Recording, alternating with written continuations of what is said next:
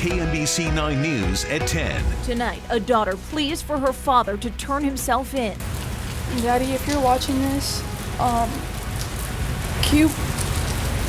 please stop. The latest details on a string of Sunday morning homicides that police say are all related. Students pray for a classmate and another man killed over the weekend, both the victims of someone else's road rage. Investigators are still looking for the vehicle that left the scene. The Kansas City Chiefs win their 5th straight game. Patrick Mahomes and Andy Reid talk about today's victory.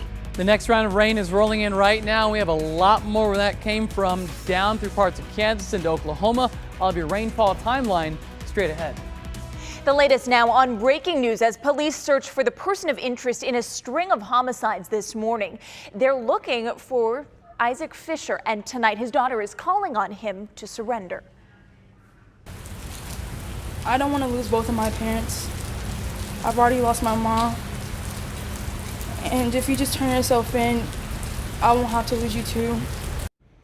It's heartbreaking to hear. KMBC 9's William Joy is live with the latest on this investigation. William. Emily, about a half hour ago, we got an update from police saying they are still searching for Isaac Fisher.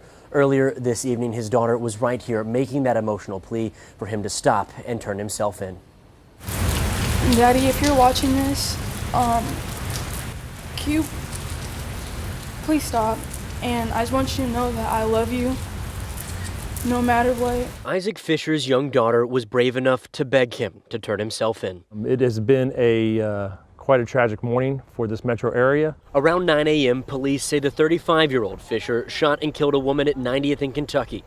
20 minutes later, they say he was at 57th and Elm in Raytown. Well, I seen the car pull in there, and he jumped out and he shot a couple times going into the house, and then he went on in the house and done some more shooting. From his front lawn, Clifford Mills was simply shocked. It's kind of scary, really, you know. Police say Fisher shot 2 adults and a child in the home. 1 adult died. An ambulance rushed the other and the child to the hospital.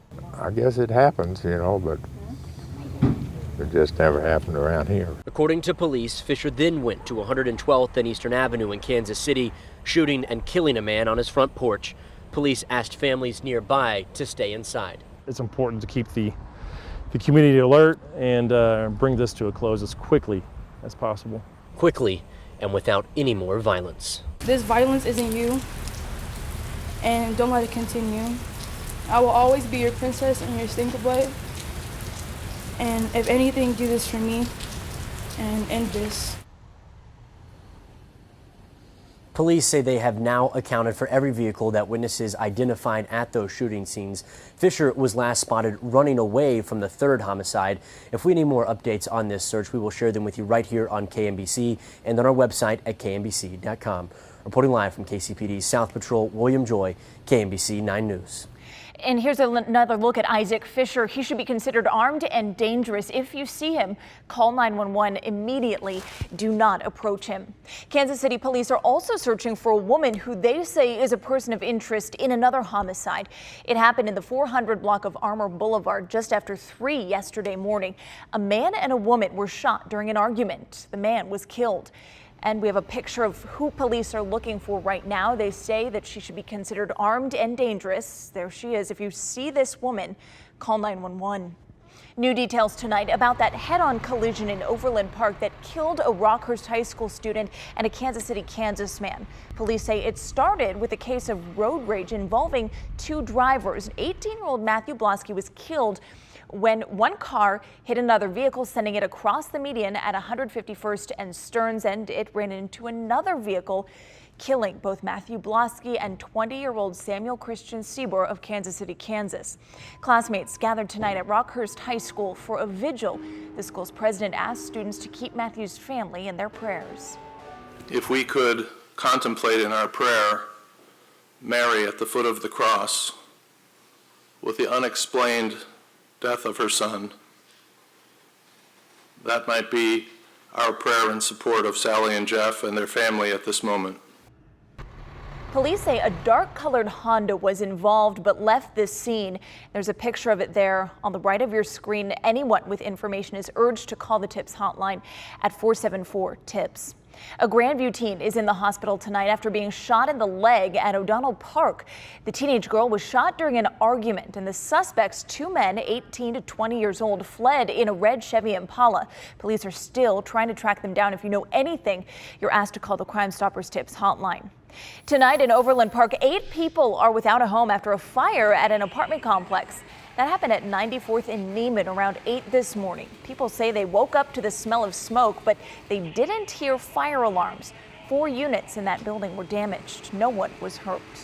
Well, rain continues overnight and then finally gives us a bit of a break. First Alert meteorologist Neville Miller has a look at what's happening right now on our live radar. Well, Emily, we have rain showing up on radar right now. That next round, it's rolling into the metro area as we speak, and we have a lot more of that rain off to the south and west. Here's how we look around the metro, and you can see up towards Liberty, Shawnee, Lenexa, right along I-35 down to Olathe and Gardner, DeSoto.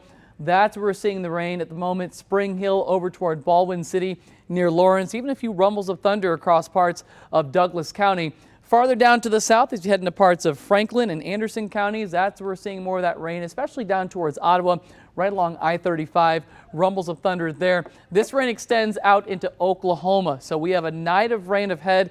We do have a flash flood watch for much of the area until tomorrow morning. I'll have more detail on how much rain you can expect. That's coming up. The Kansas City Chiefs continued their winning streak today. They're now 5-0, and KBC9's Len Jennings has the matchup highlights. Len. Emily, the Kansas City Chiefs improved to 5-0 on the season and remain the only undefeated team in the AFC. The Jacksonville Jaguars came to Arrowhead with one of the most stingy defenses in the league. The Jags haven't given up an opening drive score yet this season until today. Patrick Mahomes orchestrated a great opening drive that was capped off with a 4-yard touchdown run. Mahomes dives for the end zone to put the Chiefs on the board, 7-0 Kansas City. But how about that Chiefs defense? They were huge today. 4 interceptions, including this one by Chris Jones. He returns it for the score. The Chiefs build a 20-0 lead at halftime. They beat the Jaguars 30-14. They are undefeated.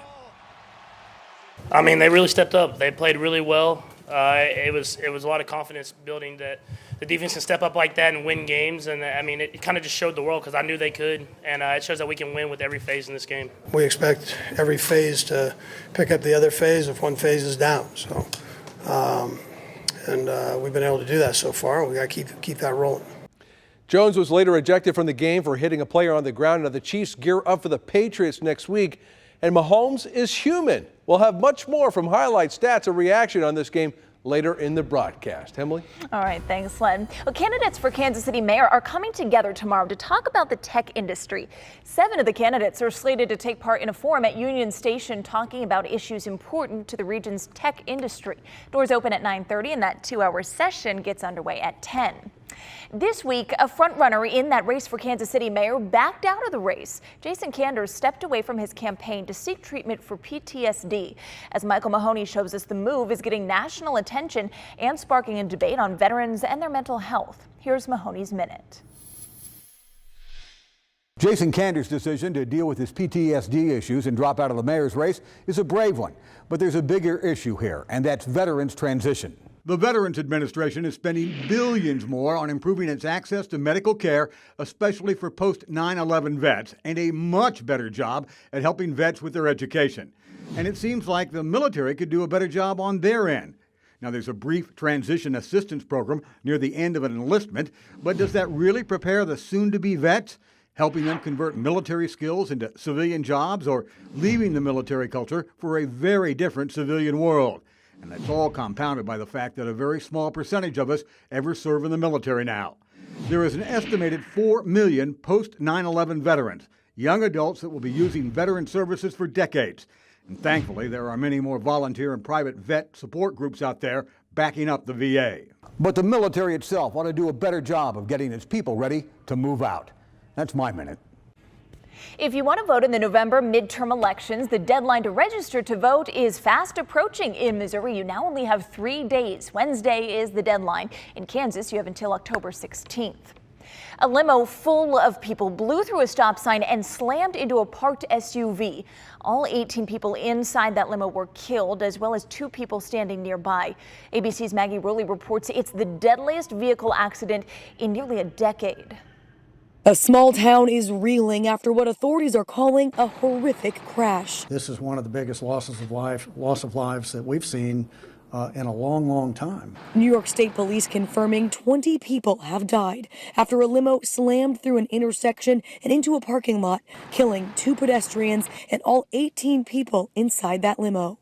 Multiple ambulances, folks, midlife on standby. The calls coming in around 2 o'clock in the afternoon on Saturday. And then I heard screaming. I walked up and I could see this large van, very unusual looking vehicle for out here in Schoharie, in the bushes and really wrecked, hit a tree. First responders from the New York State Police, the Red Cross, and the local sheriff's office flooded the scene. I believe the Jaws of Life were here. On the side of one of the fire trucks. A GO team from the NTSB is now on site investigating how such a deadly accident could happen. The NTSB is very concerned about safety on our roadways. 20 fatalities is just horrific. We look at everything. We cast a very broad net to see what's out there. The NTSB plans to be on that scene for at least 5 days. They want to know how fast that limo was going and if anyone was wearing a seatbelt. Well, Bill Cosby's lawyers are asking a Pennsylvania court to overturn the actor's conviction and prison sentence. The lawyers claim that there was a string of errors in Cosby's sexual assault case. They say the judge erred in declaring Cosby a sexually violent predator. They also call the sentence more punitive than necessary. Well, Secretary of State Mike Pompeo has wrapped up his 4th visit to North Korea now. After meeting with Kim Jong-un, Pompeo says that the two countries continue to make progress. The two talked for about 2 hours. Pompeo described their conversation as good and productive, and the U.S. is still working to convince North Korea to give up its nuclear weapons. Prairie Village has seen their share of flooding, and they're looking for a solution now. Last summer, torrential rain sent Brush Creek over its banks into the community twice, causing hundreds of thousands of dollars in damage to homes and property.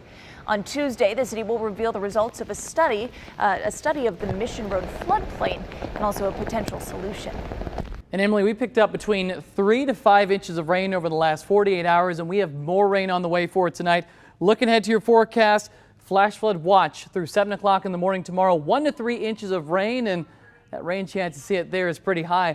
I'll have your latest look at FutureScan and your 9-day forecast. That's after the break. There are fears tonight the death toll could rise after strong earthquakes strike one country 2 days in a row. And a pilot manages to get his plane back on the ground after his engine quits in midair. Why he had to land on a highway. Plus, today's Chiefs game was made even more special for one big fan. How his friends are rallying behind him as he fights a rare disease.